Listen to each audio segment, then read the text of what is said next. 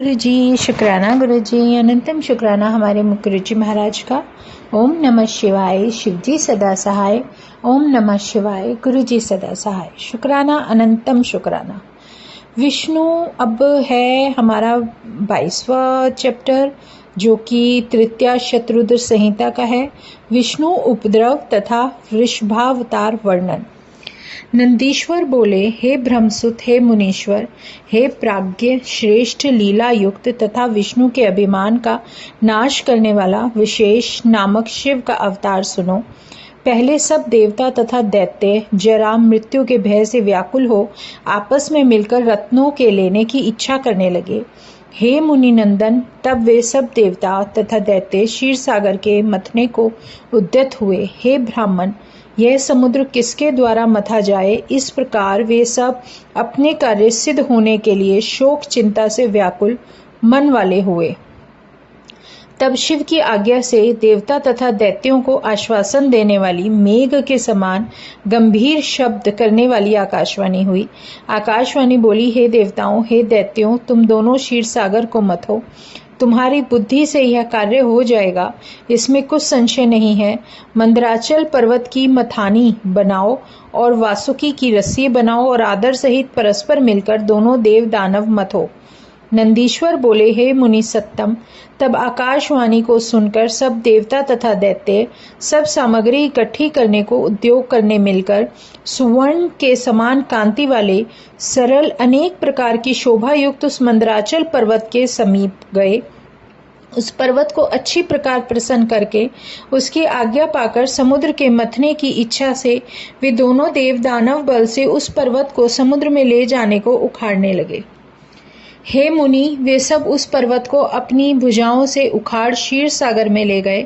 वहां पर वे उस पर्वत के लाने में असमर्थ हुए और बल शून्य हुए। उनकी भुजाओं से छूटा हुआ वह बड़ा भारी मंदराचल पर्वत अकस्मात देवता और दैत्यों के ऊपर गिरा।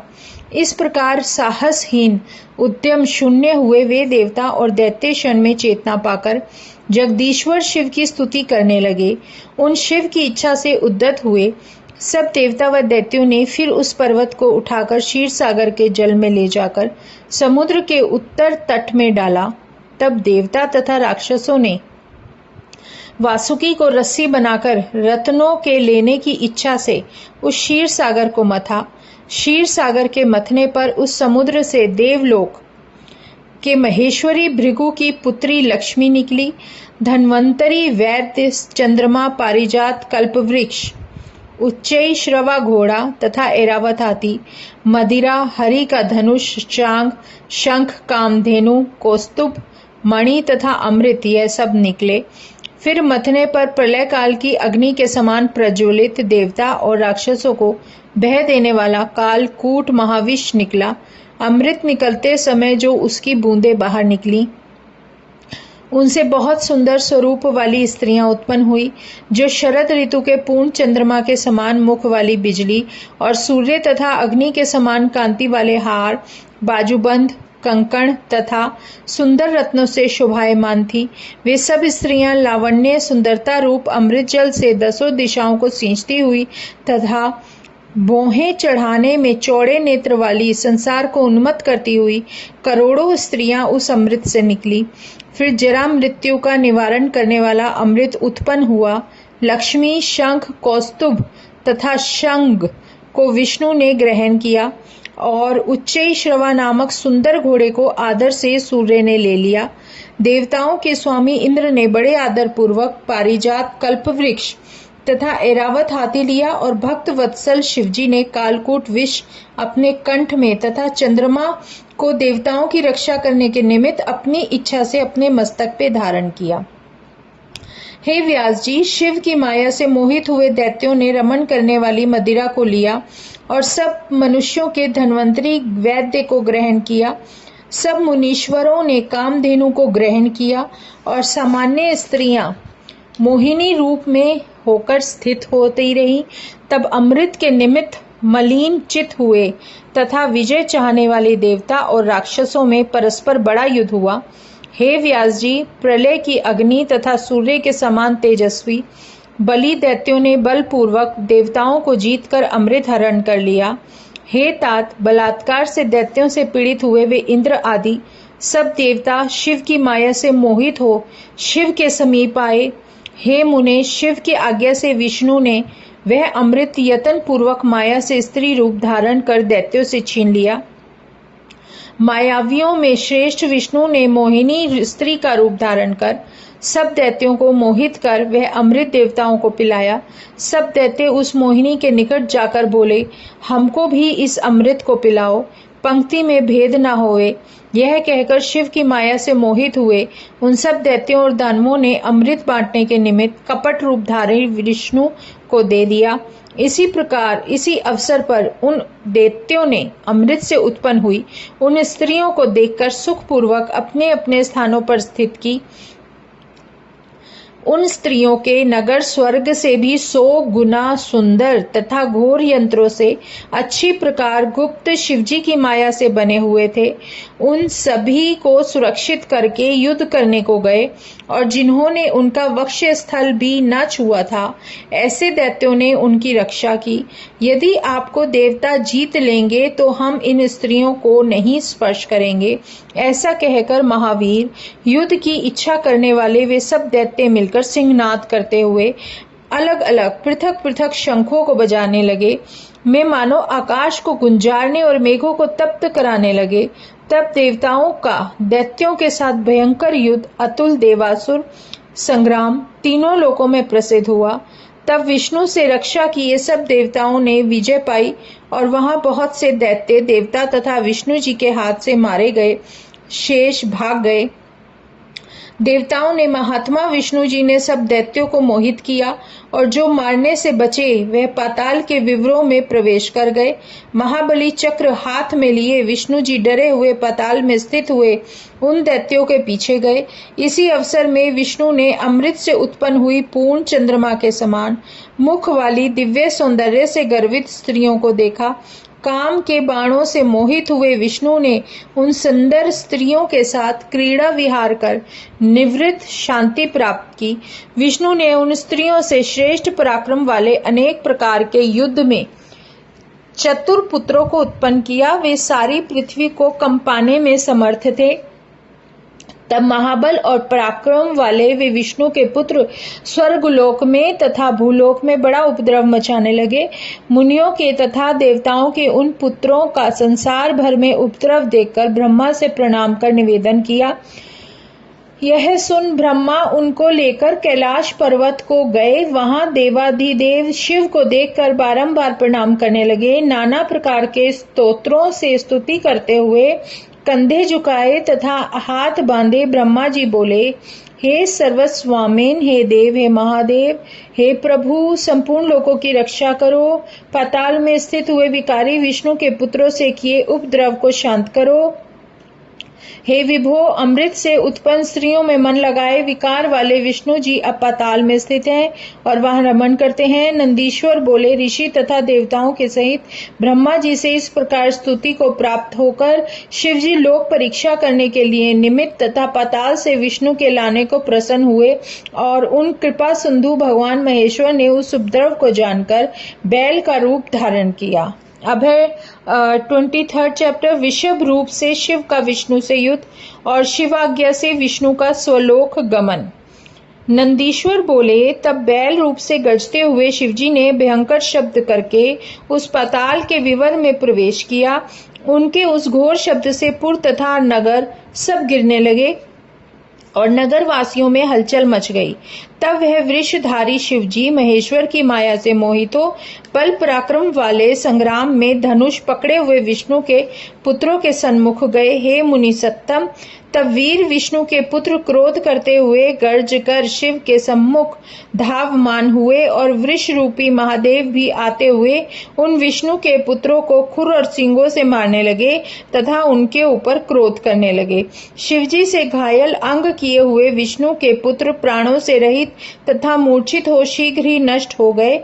उन पुत्रों के मर जाने पर बलवानों में श्रेष्ठ विष्णु उस पाताल विवर से निकलकर शिव के निकट शीघ्र आए और विष्णु जी उनको दिव्य अस्त्रों से ताड़न करने लगे। तब महाबली वृष रूपधारी महादेव ने कुपित होकर पर्वत के ऊपर विष्णु के समान अस्त्र जितने थे संपूर्ण सारे अस्त्र काट डाले। मुनि तब वह वृषावतारी महादेव महाक्रोध करके तीनों लोगों को कंपाते हुए महाघोर शब्द करने लगे। क्रोधी मूढ़ विष्णु को हरि है ऐसा ना जानकर वेग से कूद कूद कर खुर और सींगों से विदीर्ण किया।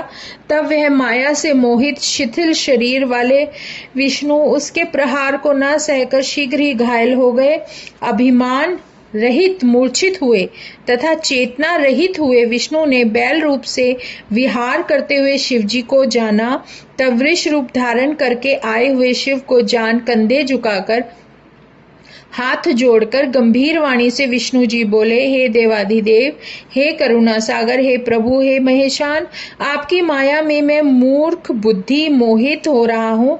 हे प्रभु, हे स्वामिन, मेरे स्वामी, आप ईश्वर ने जो मेरे साथ युद्ध किया है, मेरे ऊपर कृपा करके उस अपराध को सहन करो और क्षमा करो। नंदीश्वर बोले, हे मुनि, उन विष्णु जी के दीन वचन सुनकर भक्तों के ऊपर दया करने वाले भगवान शंकर विष्णु से बोले, हे विष्णु, हे माँ बुद्धे, तुमने मुझे क्यों नहीं जाना और मेरे साथ युद्ध क्यों किया?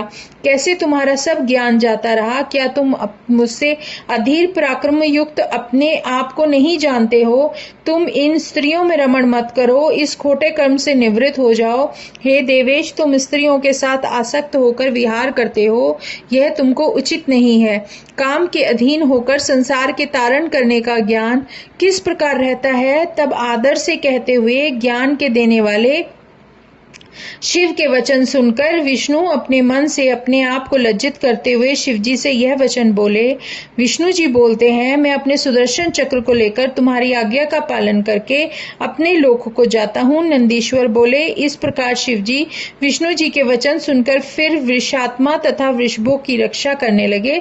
महादेव जी विष्णु भगवान से बोले, हे हरे, तुमको विलंब नहीं करना चाहिए, शीघ्र मेरी आज्ञा से यहाँ से जाओ। चक्र को यहाँ ही रहने दो, क्योंकि संतान तथा सूर्य के समान संस्थान तथा कल्याणी वचन के कहने से मैं अति भयंकर हूँ, इस कारण मैं तुमको और चक्र दे देता हूँ।